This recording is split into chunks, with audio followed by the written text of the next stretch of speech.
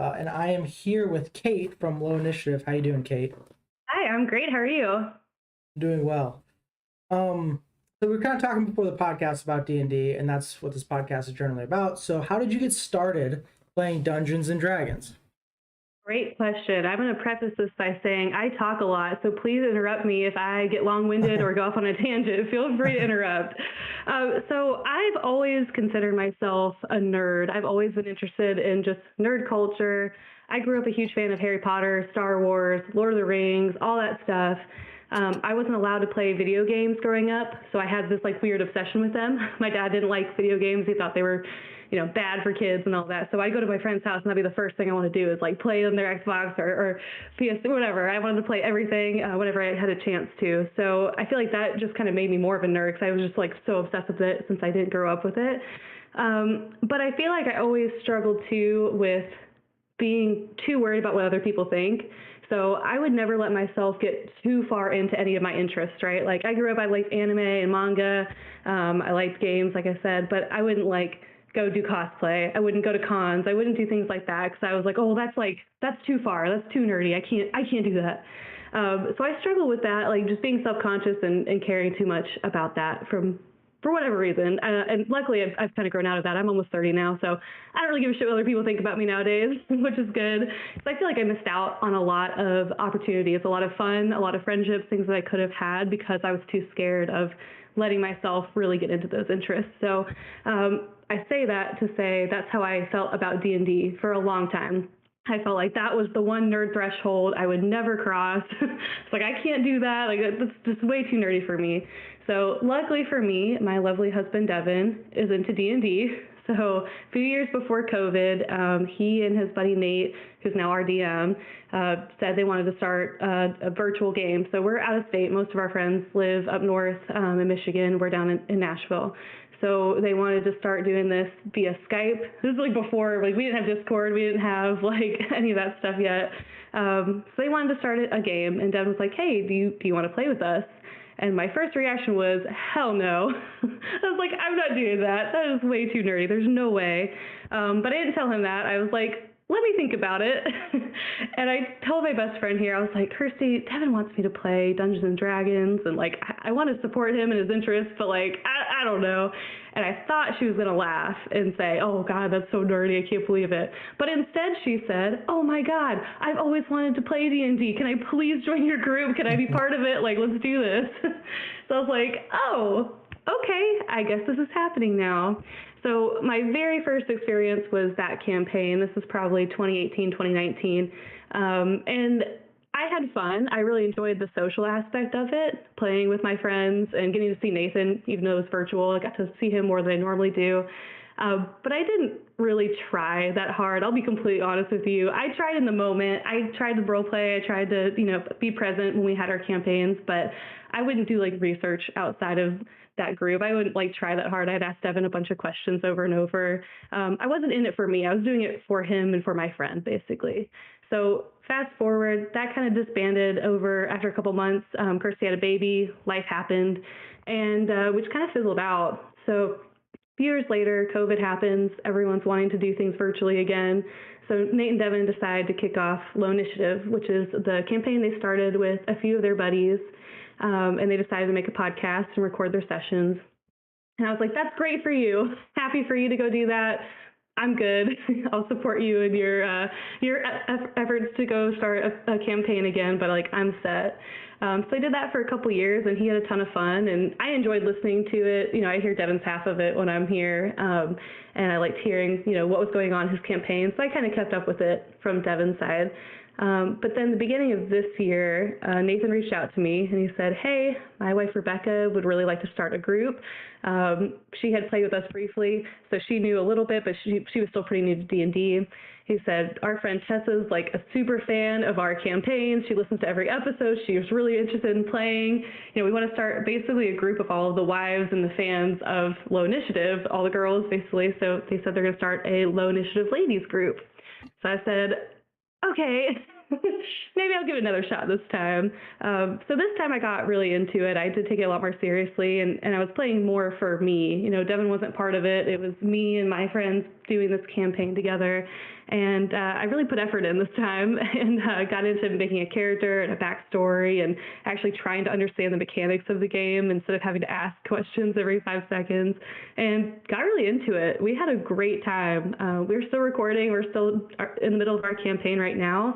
And it's been super fun, just getting to know Tessa and some of the other girls that I hadn't met before, learning about D&D more than I had the first time, and just really getting into it. So kind of my part 1 and part 2 of getting into D&D. Yeah, so we're kind of going through the same thing with RPD. Is we're trying to get all of our wives to play, and my wife just started playing, and she's watched like all of Critical Role. If you're familiar with Critical Role, Yeah, that's awesome. she's watched like all of Campaign 2, so she knows like a lot about D&D. So for the longest time, she had the same reserves you did. She's like, I don't know, like it's too nerdy. We always hear that on the podcast, by the way. I listened to a few of your episodes, and I was like, that's funny that other people felt that way too, and obviously love it now. It's the too nerdy effect. But then when you get into it and you get into your characters, it's like I don't know how to describe that change in your mind, but you change definitely. But yeah, she's played 2 sessions now, and she's like enthralled.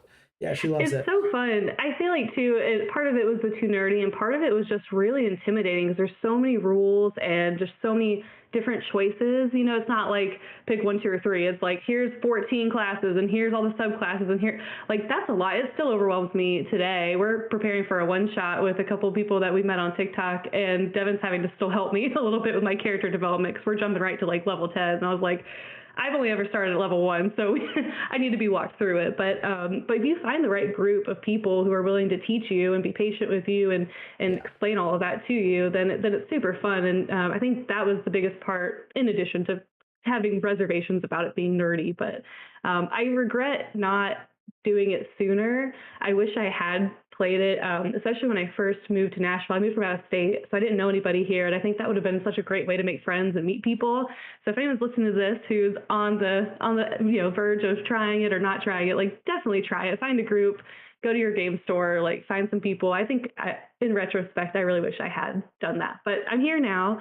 I'm very happy that I'm part of this community, and it's been super fun to get to play.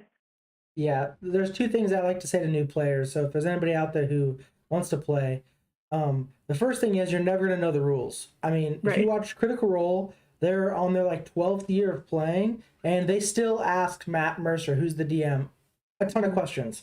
I've DM'd for like 100 hours. There's still things every session we go in the book and look at because I don't know it. So one, for everyone out there who thinks it's like too much, I get it, but just understand you're never going to know it all. It's just impossible. And then the second thing is the best players, in my opinion, are first-time players. They're the most fun to play with. So just know that. Yeah. Absolutely. No, and I think for us, playing with a group of people who were all new to D&D really helped because I feel like we were more comfortable asking questions, and we weren't as scared to really just dive in together, basically. So I think that helped. And having Nathan, who is experienced, be our DM and walk us through that has been really helpful. So we've been having fun. Yeah. So what is your PC you're playing right now? What's your player? Yeah, I play Cricket. She's a changeling rogue. We're currently level 3, so we're still newer, but we're working our way up.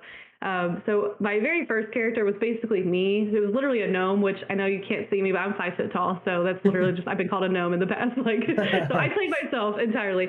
Cricket is still similar enough to me that I can kind of focus more on learning the mechanics of a different class than I've played before.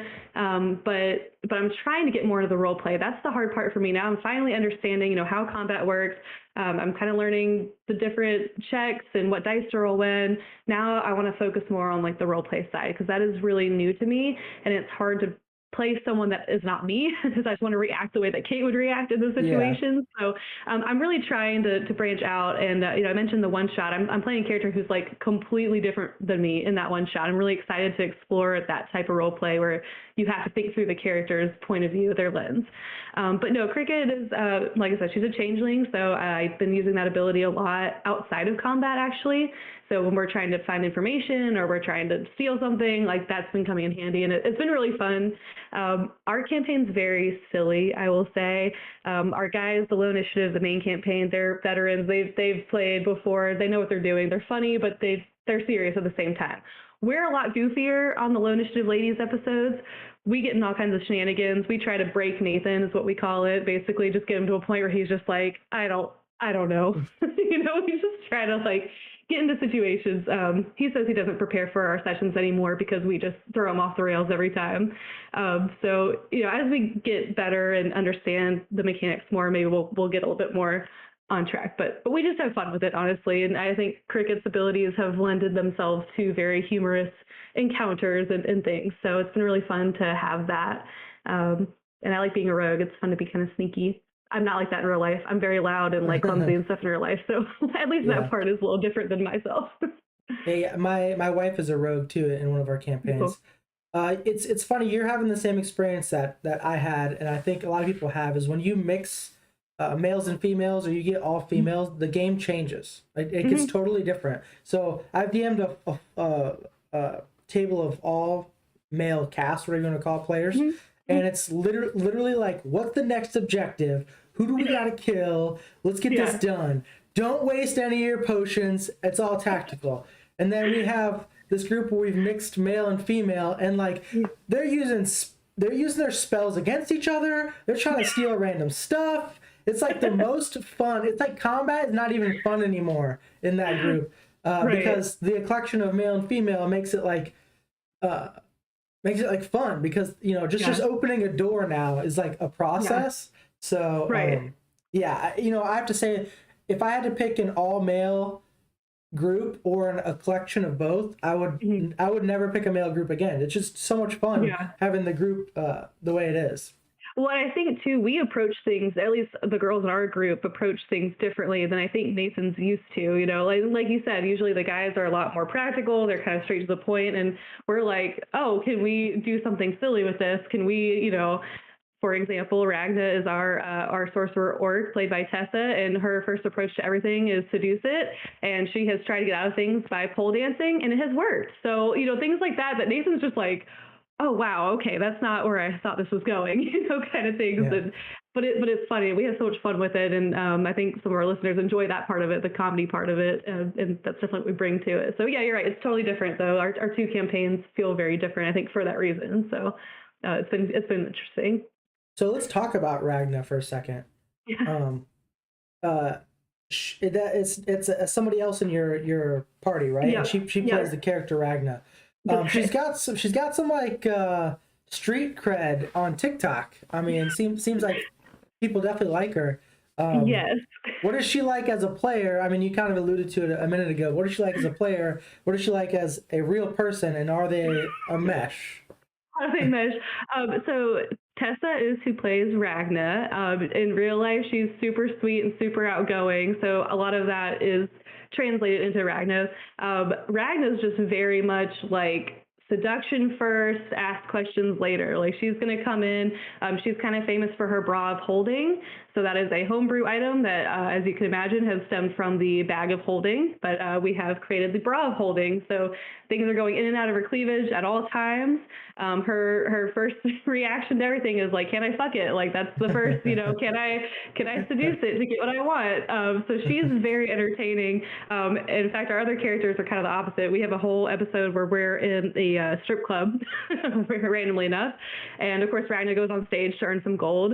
And my character, Cricket, has come from a very sheltered background. So she's just like staring at the ground, like bright red, like can't process what's going on. And Ragna's just like way the opposite. So we have this fun dynamic with kind of different approaches how our characters react to those types of things. So she's been super fun to have as part of our campaign. That's led to a lot of our fun shenanigans. In real life, she's not like that. She is very friendly. She's not quite like that. But But yeah, she just wanted to be this like sexy, like strong, sorcerer. And we joke all the time because she rolls bad every episode. That's kind of the running thing, is like her dice rolls are just so bad when it comes to important combat things, but so good when it's things like pole dancing to get out of, trouble or whatever. So it's been kind of funny. She's like, man, like the last episode, she made a comment like, I thought I was going to be so tough and I was going to go in there and use all my spells. And she's like, my spells almost never work, but man, we have a good time. Yeah. But no, she's great on TikTok. She's posted just a couple of videos, but they've always done super well because she puts so much like effort and time into them, and they're always hilarious. So if you haven't checked us out yet, go to our pinned video. She's got one of our by far our top video on TikTok is one of her doing a rendition to, I think it's called I Fucked Cthulhu, or it's something to that effect. I can't remember what the song is called, but she did her Ragna rendition of that, and it's pretty entertaining if you haven't seen that. Yeah. It's really good. All I can think about is like a mimic appearing out of nowhere, and she's going, "Can I fuck it?" Well, it's a mimic, but can I fuck it? Okay, so this is going to be so bad out of context, but our very last episode, we had an encounter with a boggle, which is like a small creature, if you're not familiar, kind of like, not evil pixie, but kind of in that realm, right? He's just kind of a little guy. And we literally had to ask Nathan, like, when did they reach sexual maturity? How old is this Boogle? Oh, we called him Boogle. That was his name, but he's a boggle. We're like, how old is Boogle? When did they reach sexual maturity? Can Ragna fuck it without it being creepy? And it was like a whole thing. And that's pretty much how all of our episodes go. So, yeah, I don't know why. We just always end up very sexual for some reason. But it's usually pretty funny. So, yeah, I would love to be the DM trying to hash that out in my head. Like, well, it's in the Fae. I guess you could fuck it, but needs consent. So give me a roll.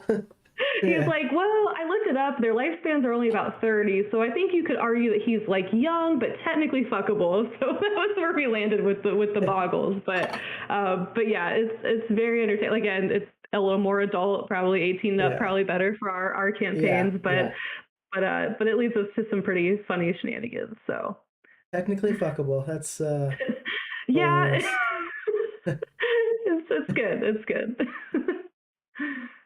So what did she say? I guess he's technically fuckable. Let's do it. I'm going for it. Let me roll something.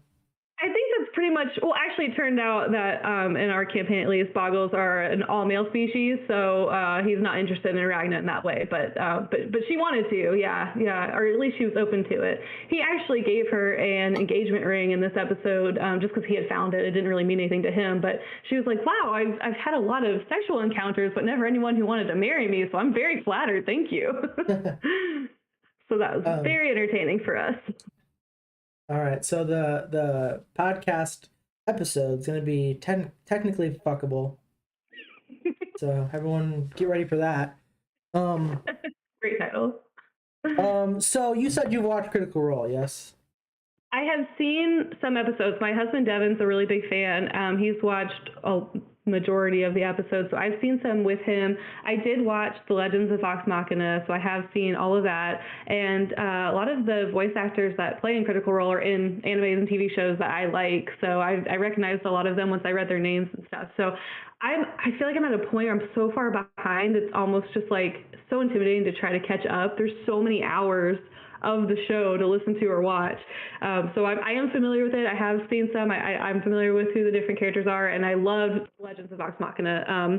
I thought it was great. Devin was part of the Kickstarter for that, so we had a great time watching how successful that was. I think it was like one of the top funded projects of all time. And it was so funny because I had a coworker recommend the show to me when it came out. And he's like, I think you'd really like this, it's about like this group and it's all fantasy and blah, blah, blah. And I was like, that's the show that we like funded the Kickstarter. Like I know what it is. Like I'm aware. Funny. He's the guy that has nothing to do with D&D, right? So it was just kind of funny. I was like, yeah, I know what it is. So I loved watching it. I am so far behind on Critical Role though, actually watching their show. But I would like to, but there's so much to watch. So maybe I need to do like a recap and just start with the newest season or something and try to keep up. But Devin's a big fan. I was in the same boat when I started watching because it was halfway through campaign 2, and I was like, I'm not even gonna watch campaign 1. I'm just gonna watch campaign 2. And that's where I started. But that that's probably the best thing to do. Yeah. So you've actually been playing D&D longer than me, now that I'm thinking of it. Okay, yeah. Yeah, I especially started since I playing, technically did one like a few years ago. So yeah, I started playing, it was just before COVID, because COVID's when I actually learned how to play and everything. Have you noticed more people playing D&D since you started? I think so. And I mean, to be honest, I wasn't involved in the D&D community at all when we did it the first time. We weren't recording the podcast. TikTok didn't even exist yet. So it's hard for me to say. I feel like there's more than I expected, at least. And I have heard a lot of people who play now virtually during COVID. I've heard a lot of people say they started during COVID. So it seems like it was a great activity to do while we're all locked up, right? So I think having the technology and being able to do it so easily now is awesome. We kind of did it before COVID just because our friends were out of state, but no, it's been awesome to see that. I think, yeah, I mean, I have to imagine it has spiked up a lot because of COVID and being able to do it now virtually with all the Discord like we're doing now and all the other streaming platforms that we have. So it seems like there's a lot. And it's been awesome getting into TikTok and being part of that community. I feel like everyone's been so kind and opening and accepting and diverse, and it's just been an amazing community. I've never seen anyone be negative or say anything bad on a video or make fun of me for not knowing something if I ask a question on there. Like, it's been an amazing community. I'm so happy to be part of it and meet so many people through it.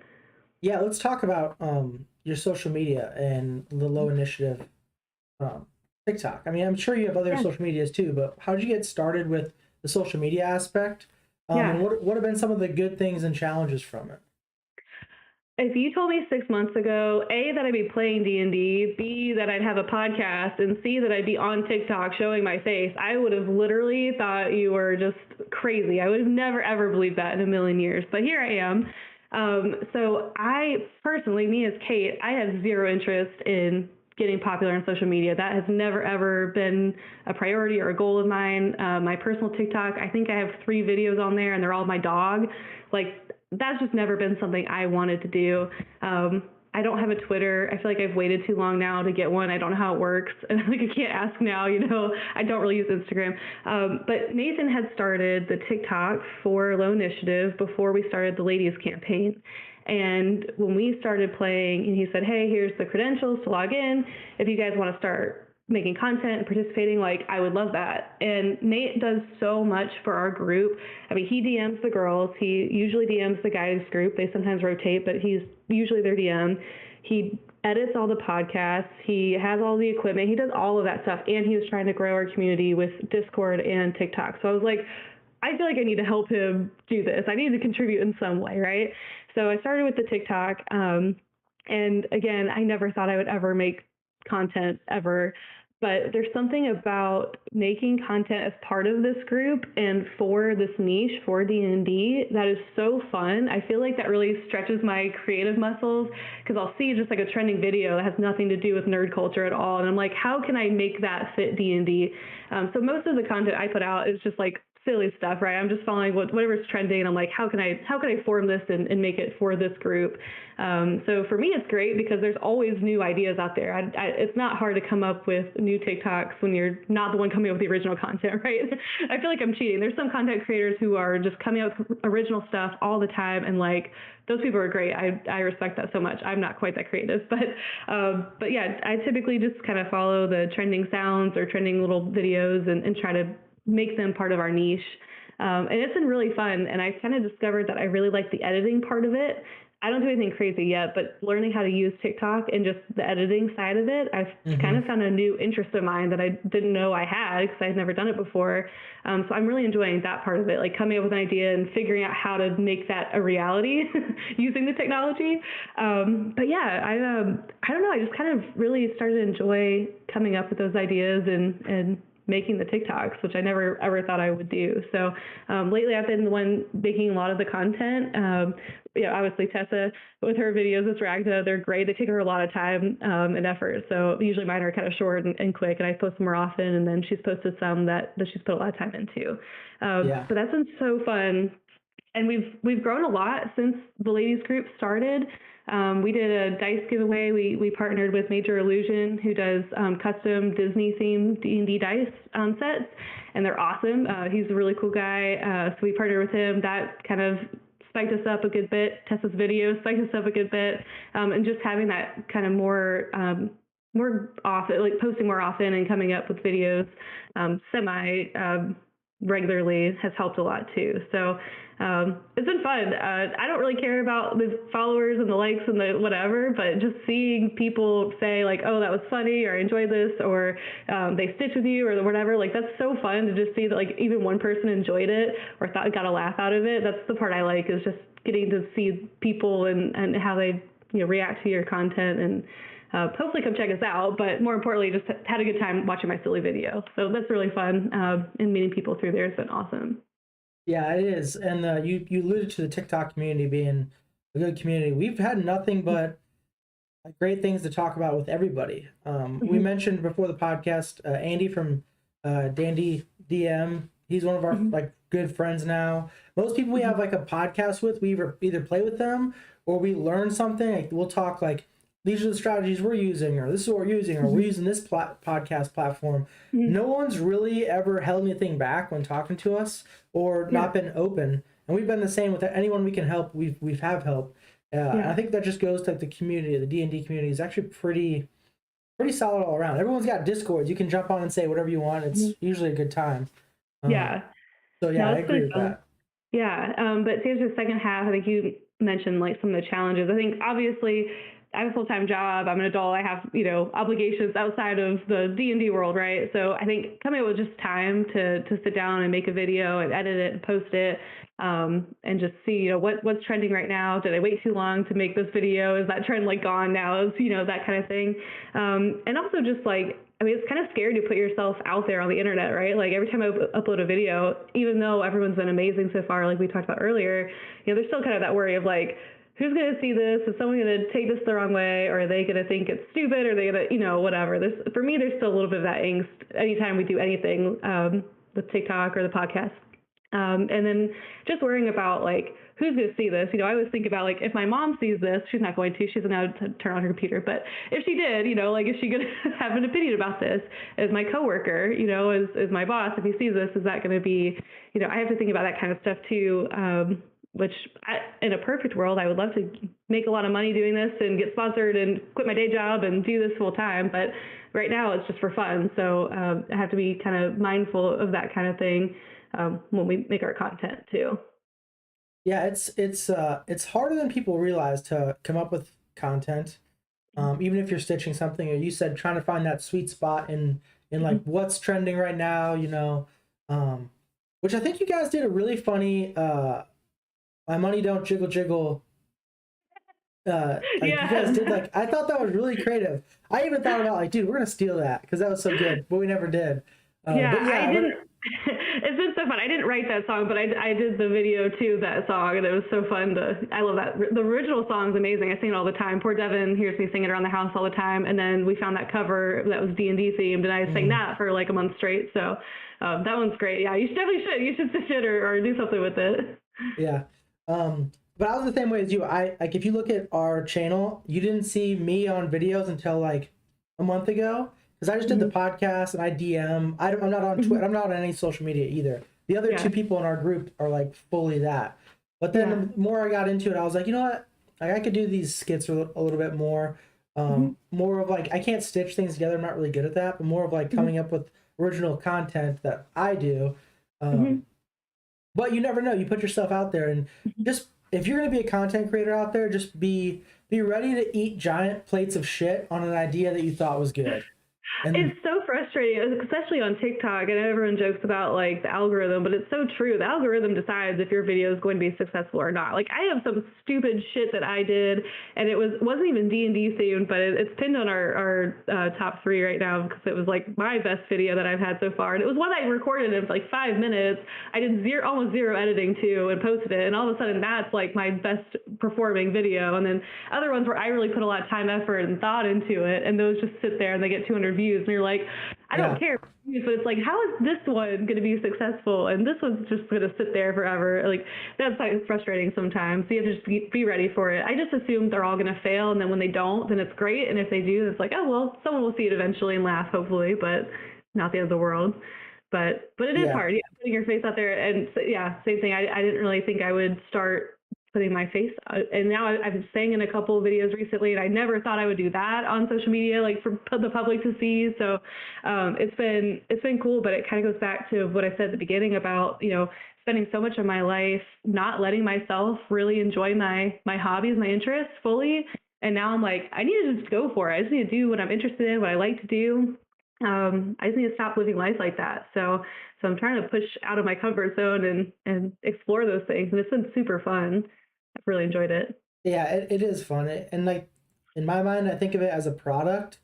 Like Mm-hmm. when it just doesn't do good, I'm like, well, it wasn't a very good product. I try not to think about anything else because it'll just bother me.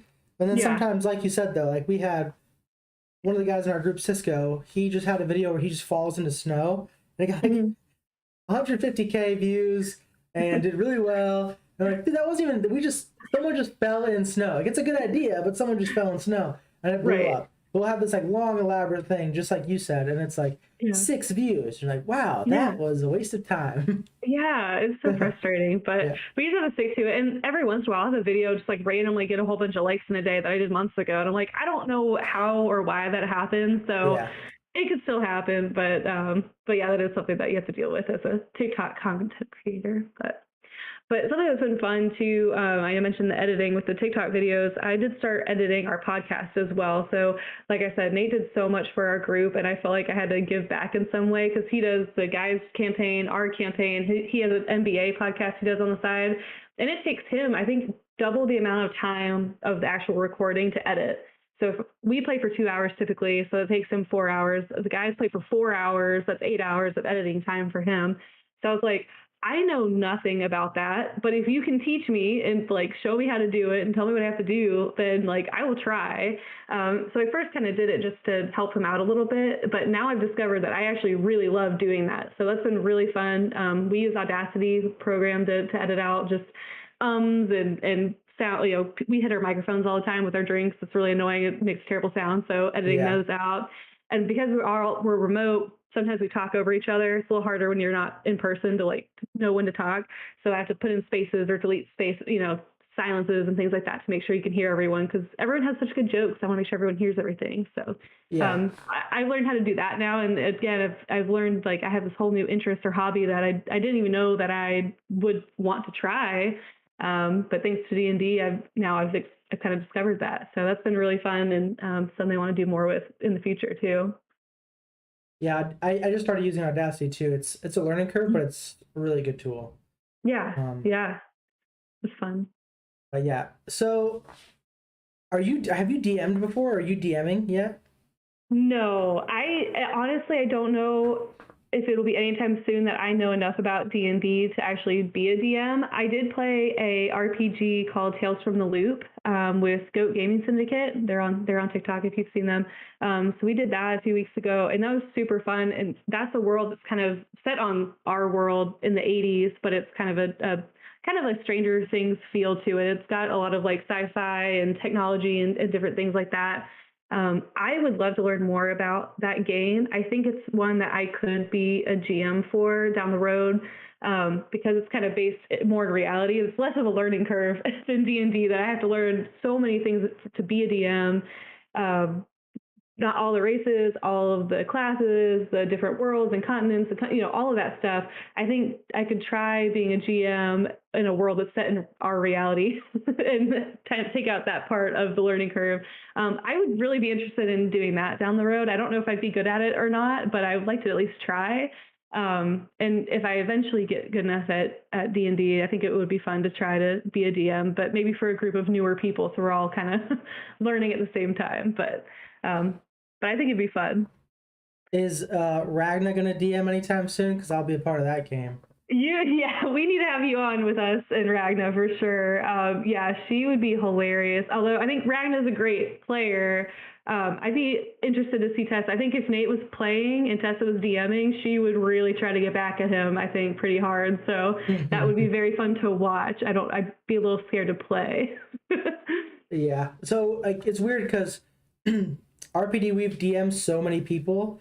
And like we do free one shots, like that's something we always want to have. If people want to play the game, newer experience, they want to play for free, we always say come to our Discord. We'll run games, with you for free. The problem is we're not playing, we're DMing. So like every time we hear of a game like gonna be played, someone's like, do you want to DM? And we're just like, no, we would rather play because we never get to play now.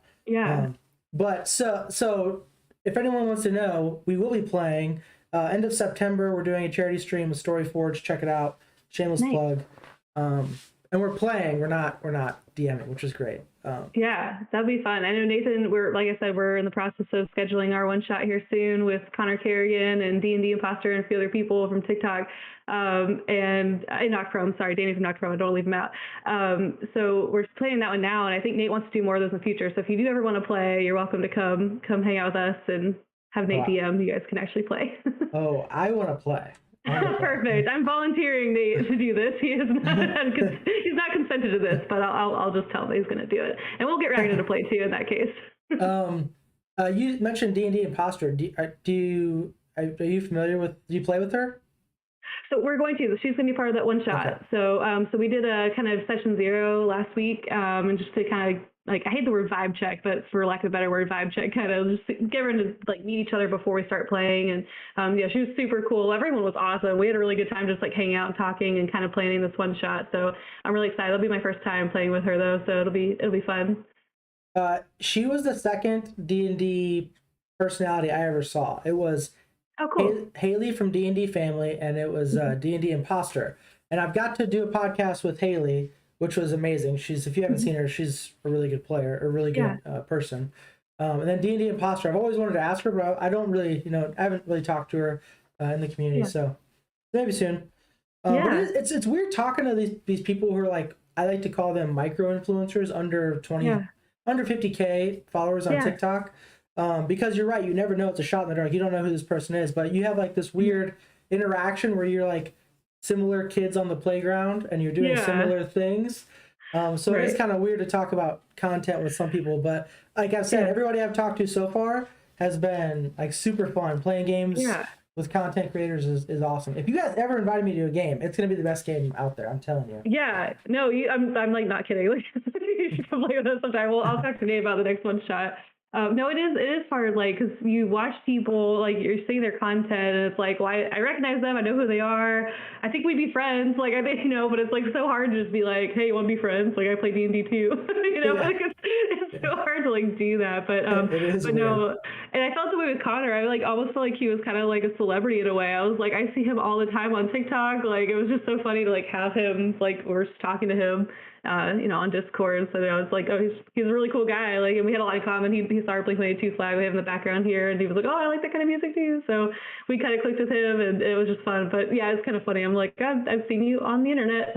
Yeah. And now we're talking. I'm just a girl. I'm not anyone special, but it's cool. It's fun to meet those people. And everyone's been so cool so far. Yeah, it's almost you're at the playground, I was talking about. You're kind of kicking rocks. You kind of kick one close and you're hey, you want to be friends? Because that'd be cool. Right, exactly. But that's why I like Discord, because you do get to meet people through there, and it's a little bit more organic, and you can talk to them directly. And everyone, like I said, we have a Discord. I know you guys have one. I joined today. Connor has a great one as well. So it's been really cool, and we've met a lot of people through that. And it's so weird too, because not that we're some huge podcast or anything, but people will join our thing and be oh, I listened to the podcast. I like this episode, or I like this character. And it's just you listen to our show, the fact that one person listens to it is just mind blowing to me. It's just so funny. So we've had a lot of fun interacting with some of our podcast listeners through the Discord, and some of the other content creators as well on their Discord. So it's cool. I love technology. It's awesome. The internet's really done a lot for this community, because otherwise I don't know how we'd all meet. I joke all the time. My husband Devin and I, we met on Bumble, and I'm we would never meet in real life, unless it was at Barnes and Noble or something. Nerds just, we need a spot. This has helped us a lot with internet technology has made it possible. So Yeah, we were talking about that. We've been talking about that the last few days on Discord. It's like the nerd. We can finally talk about nerd stuff because at work I'm an aircraft Yeah. mechanic. I can't talk about nerd stuff at work. It's sometimes Yeah. frustrating. Um, Yeah. That's what's how I feel. I have a very like professional job, so I'm like I don't go in there saying like, oh, I'm on a D&D podcast. Like my boss yeah. knows, my close friends know, but I'm like I don't go advertising that to everybody. I feel like I have two like selves, you know, my professional It, work self and then like my real self. it very much is that. It very much is that. What's Bumble? It's like Tinder, but it's girls have to talk to the guys first. So it was supposed to be like less creepy, but in my experience, it was not. I had a pretty rough time on there before I met Devin. But yeah, just a dating app. Mm. So we just joke because Devin is kind of a quiet guy. So I was like, if we met at a bar, he never would have come up and said hi to me. So we needed the internet to help us meet and get together. And That's now a we're great. married, so it worked out. Yeah, hey, Bumble. Everyone out there, Bumble works for some Check people, I it guess. Yeah. Can you imagine Ragna on Bumble? There'd be so many like complaints. I cannot imagine her on Bumble. I can imagine her on OnlyFans, but otherwise, I don't know if she would go on Bumble or not. Probably Tinder. She probably wants the guys to reach out to her first too. Yeah. But Um, we've actually had someone on the podcast who uses D&D as a platform for OnlyFans. I don't know if you've seen that podcast. I think I listened to that one. Yeah, Mhm. that's interesting. I didn't know that was an option. Well, I don't know much about it. yeah, I don't think it was an option at the time. I think Quinn told me she did something on TikTok and it got like a ton of views because she just started playing D&D. And she's like, "Oh, Mhm. let me try it over here in this space," and it just Mhm. blew up. So I think she was like Yeah. one of the first who found that. But it's funny you mentioned that because yeah, she was on our podcast and that was an interesting Yeah. topic. Have you ever dealt with a TPK Not yet, but in our or first a few player death? not an official one. We've had a lot of close calls. Like I said, we started at level 1, so obviously didn't have super high HP or anything like that. The first few episodes I was re-listening to because I'm trying to put together a TikTok where I put our quotes out of context. I think that will be very funny, but it's taking me a long time to go back through everything. Anyway, I started re-listening to it and I was like, I forgot how often one of us died. It was like every single encounter, one person would go down. No one's died yet. I'm gonna be really sad if that happened. Ragna almost died pretty recently, actually. It was a very, very close call for her. And we were all like, Ragna can't die. Like, she can't. It's not allowed. But no, have not yet, but I think it's gonna be very emotional. I feel like I've gotten really attached to cricket. And even with this one shot character I'm working on, I'm like giving him this backstory and like, all this stuff. And I'm like, I don't want to, and I know that one's gonna end in a death. I'm pretty sure our one shot's gonna end in a TPK. So maybe soon, maybe I'll have one here shortly. But no, I feel like I get really attached to the characters, and not just mine, but even like my friends playing. I don't want their characters to die either. So I'm not looking forward to that, but fortunately has not happened yet. Yeah, the all male group I have, they are going to get TPK'd. I almost guarantee Mm-hmm. it. They've just gotten Yeah. lucky up to this point. They're just like they never run from a fight. They don't care Mm-hmm. about getting healing potions. They're just like, we're going in, we're gonna wreck it. And I told Yep. them like, hey, you're gonna get TPK'd, and they're like, fuck it, we're getting TPK'd then. We're not leaving. And I'm like, eventually your luck's gonna run out, and you're gonna roll terrible. Yeah. These guys gonna roll crits. But my my other campaign with multiple females, they've only played one session. But my wife is like, if you kill my character, don't fuck, you're sleeping on the couch type of situation. So That's kind of how I would feel. Devin DM'd that very first session that we had done a few years ago, and yeah, I probably would have been really mad at him if he killed my character. I would have been like, "There's no way." yeah, But yeah, oh gosh, that's funny. it is kind of weird playing with your spouse. What are your like thought process on that? Yeah, so we don't play now. We play on the same podcast, but separate campaigns, and he sometimes hangs out if we just need someone to give input or hang out or whatever. But typically he's out of the room when I'm recording.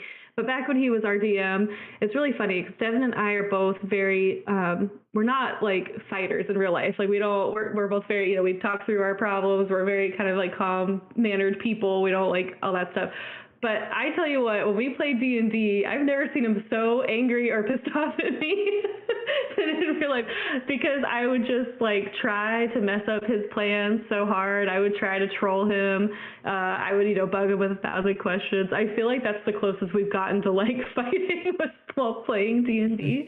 So it was a very funny dynamic. So it was so different when we were in the active campaign versus like before and after. It was just like completely different. It was almost like we weren't married at the time. We were just dating, but it was like we were boyfriend and girlfriend at the time. Like we were DM and player, and we were going at it. So it was really funny because he doesn't get worked up over a whole lot, but I would try to troll him enough to get him to get worked up. That's he was awesome. DMing for us. Awesome. But it was fun. It was fun. I enjoyed it. And we'll play together here soon. We'll be both in the one shot, and maybe down the line he'll play. We're actually probably going to cross over with the guys campaign here pretty soon. So the Lowinitiative ladies started at the same time and place as the first season of Lowinitiative, the main guys. So we're getting really close. We're kind of at a point where I think we're going to run into those characters. So we might plan like a mega session where we have all the guys back and all of us and cross over. So that's going to be really fun. It'll be interesting to see how our characters interact in that case. Yeah. I think it's always interesting because I have a group, like as a DM, the first couple sessions I ran, it was like railroaded, and I kind of got really flustered when they went off the rails. Right. But I got so used to them totally fucking up my plans, I kind of just like was like, you know what? I'm gonna write every single note down for anything that could possibly happen.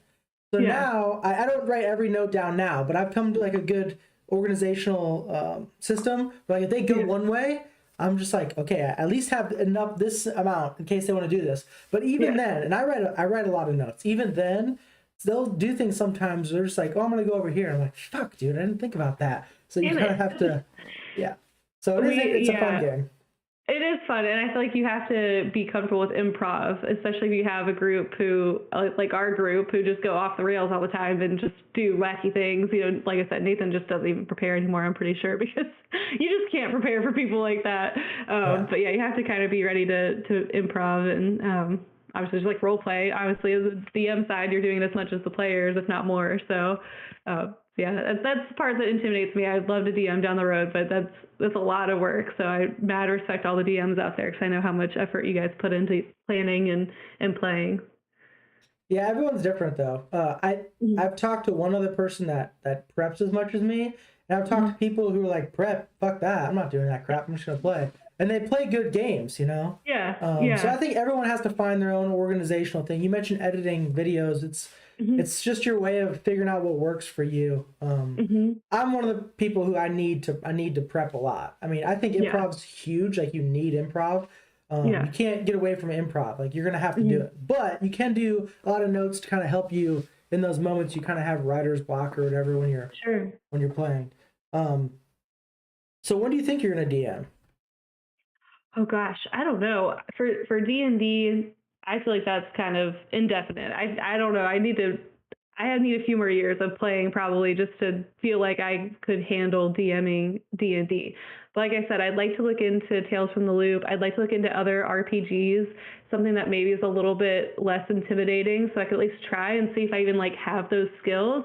But I think it would be really fun to be on the other side and not be the one worrying about dying all the time. I think it would be cool, and I think it'd be a great creative outlet too. Like you said, you prepare and you can come up with world building and all of that. I think that would be super fun to try and get into, but probably down the line for me a little ways, but something I'm definitely interested in. So that's why I'm trying to play more one shots and try different RPGs and do all these different things so I can kind of get my feet wet and learn a little bit more organically outside of just our normal campaign.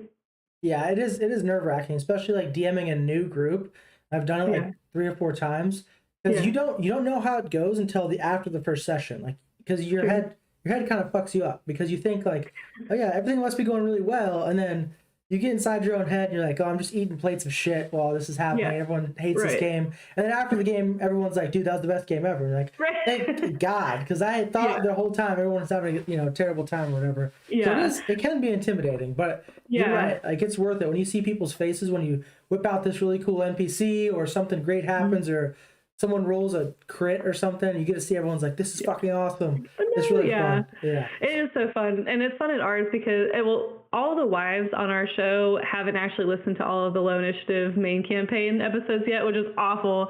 But Tessa has. Tessa's like the biggest fan. Her husband doesn't even play. She's just a friend of theirs, and she just loves the campaign. So Nate will like mention an NPC, and she'll be like, "Oh my gosh, this is from season 2, episode 4, and when the guys did this, and I know what happens next, and all this stuff." And it's so fun to like watch her react, and the rest of us are like, "I don't know who that is," you know. So it's really fun to see like tying those two campaigns together, and you know, seeing her reaction when and some of our listeners too have listened to both are like, "Oh, cool, we're crossing over." So that's always fun. I think it'd be fun to try and come up with, as the DM, come up with NPCs and kind of the backstory to the world you're in. I think that part would be really fun. So that's the part I'm interested in. So maybe I could be like an assistant DM or something before I get all the way to DMing for real.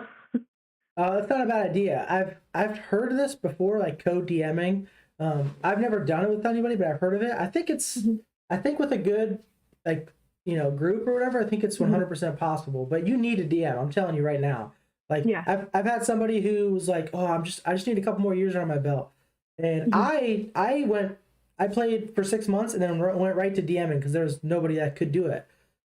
So I never had those years to play. I did a lot of like research in the player's handbook, but I asked this person, I was like, "Well, how long have you been playing?" Like, "Oh, 8 years." I was like, 8 years? Like, you're done. Like, you go play. So I think people get analysis paralysis about the whole DMing thing, but I think you alluded to it. Like, if you have a good group, trust me, it doesn't matter. Like, there's people on our Discord, we're trying to get to DM and trying to get comfortable with it because we just want to play. So anybody who's in our Discord that's a DM knows. Like, we know what it's like to not know the decision. And you're playing with a bunch of like experienced people. So anytime they're like, "Oh, what's the rule on throwing? Like, can you throw something and then rethrow it?" And they're like, "Oh no," and then the back of the player's handbook, you can only do that if you have the thrown feet. It's all this whole thing. So it's actually pretty nice to play with a good group, you know. So that's a good point. I feel like you never know until you try it. So I mean, worst case, I could just do a one shot, and if it goes terrible, I'll be like, "I'm just a player, period." Like, that's it. But if it goes okay or goes well, then I'll know that I can venture out. So that's good advice. Yeah, I mean, don't get me wrong. Playing with new players you had it right. Like, because they don't know any better. So any rule that you have, you're like, "All right, that must be the rule." And then as you guys get better, it gets better. But for us in our Discord, if you ever wanted to play, I'm telling you, we all understand what it's like to be a DM. So no one's going to be like, "That rule's wrong. That rule's wrong." You know, no one's going to be like that because we totally understand like what it's like to kind of go through that. So if you ever want to DM, we'd be down to play. I'll tell you that right now. Okay, awesome. I'll let you know. I'll definitely think about it. I think it'd be really fun. Do you guys do homebrew or do you play pretty true to the rules? We have. Depends. It's everyone's totally different. Like me, I'm 100% rules is written. I say that, like I say 100% rules is written. But the only reason I DM that way is because I like the complications it brings. Like, if you run out of arrows, you have to go find more arrows. And everyone's like, "Oh shit, I gotta go find more arrows." And then while you're finding arrows, you meet this hag in the middle of the woods. So I think there are complications. As far as like everyone in our group, there's some people that like the rule book is just a suggestion, and we play that way. We have a great time. So it's everything in our group. I mean, we have some people who just they despise the rule book and they don't use it. And some people like me who, like, if I mess up a ruling and someone catches me and like, "Oh, it's this ruling," I'm actually appreciative. I'm like, "Oh, thank God," because I fucked it up. So let me fix that. Absolutely. So, it's very everything. Fun. But the number one rule, as long as everyone's having fun, that's all that matters. 100%. At the end of the day, that's what it's all about. We went to the Chicago Fan Expo, and Cisco ran a one shot, which ended up being a 2-shot for both nights. And Andy from Dandy DM decided to play. We did about 6 hours of gameplay, and we never once got into battle. We spell dumped fighting each other in a bar because we were trying to find out which way to go, and we got mad at each other, and we just spell dumped on each other, and we never got to the fight. No rule. I don't even think we rolled. I really don't even think we rolled. It was 6 hours of gameplay, and we just argued about what to do, and that was the end of it. But it was fun. You had a great time. It was the most fun. If you want to see like total debauchery, there's like 40 minutes of Dandy arguing with a 13-year-old that's playing. about trying to gain information at a what's it called? What's it called when it's a hostel? Yeah. And I go in there with a prostitute, and everyone thinks like I'm going there to talk to like to do the act, and I just shut the door and I'm trying to get information out of her because she's like, I'm like, okay, who does number 2 work for? I'm trying to get this information. Everyone thinks, it's just that's just the way this game goes. That's awesome. No, that's such a good way to like represent D&D of just like so off the wall, and that's the fun part. You don't know where it's going to lead, right? Because it just depends on all the different people's input and which way you're going to go with it. So that's the fun part. And I think those are the best sessions when you just have a good time. Yeah. I love rolling dice though. I hate when we don't have combat though. Sometimes I'm like, that's the part I live for. Like I want to get in there and then fight, but definitely the other parts are equally fun for D&D. You haven't seen much Critical Role, but have you seen the horny for combat like skit or not skit like the highlight reel of that? I think I have like on YouTube. I'm pretty sure that sounds very familiar. It's like Matt describes like almost going into combat, and then he's like, okay, and that's where we're gonna end it tonight, and like they're gonna go to the next session, and so they start sighing, and he's like, what's wrong? And he's like, I just texted Marisha. We've been horny for combat for like the last 6 sessions. Come on, Matt. Just give it to us. Yeah. So combat's cool, but like personally, my favorite is like when people are trying to open a door and they just keep rolling ones and like being super loud and like eating plates of shit, just trying to do the most mundane activities. Is so much fun. Yeah, I think that's kind of part of the fun is you have a perfect plan in your mind and then it just never goes exactly how you want it to because the other players or your dice or whatever happens. So that's the fun part. It is fun being a DM because they'll like come up with this plan and it's in their head, it's foolproof. They're like, all right, we just got to knock out the guard. We'll go 20 feet in there and then we'll pull the rope and we'll go in there. That's it. It's all we got to do. Okay, it's all we got to do. Okay, that's all we got to do. Knock out the guard, open the door. There's 2 more guards. Fuck, we didn't think about this. Damn it. Yeah, now you're totally fucked. Yeah, it's fun. Exactly. So I like to close with this question. Where do you see yourself with D&D in the next 5, 10, 15 years? Or Low Initiative on TikTok or just what you're doing in general? Yeah. Where do you see yourself?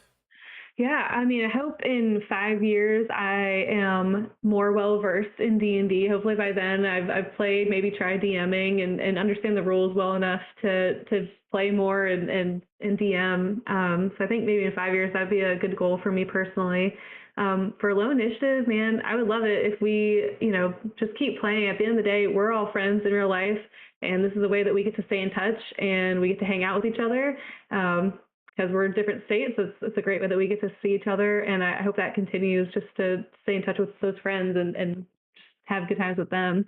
But yeah, hopefully we keep playing, we keep growing, and share our love of D&D with other people through the TikTok and through the podcast. And I don't know what's going to happen. I think, I'm at a point in my life, and so are our friends, where life is going to happen. People are going to start having kids and moving and jobs and things like that.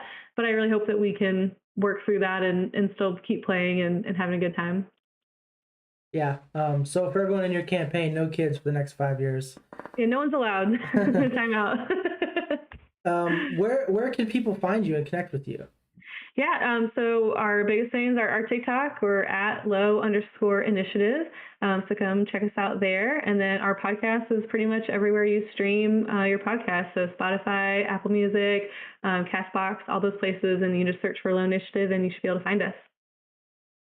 Awesome. Well, I just have to say this has been a fun conversation.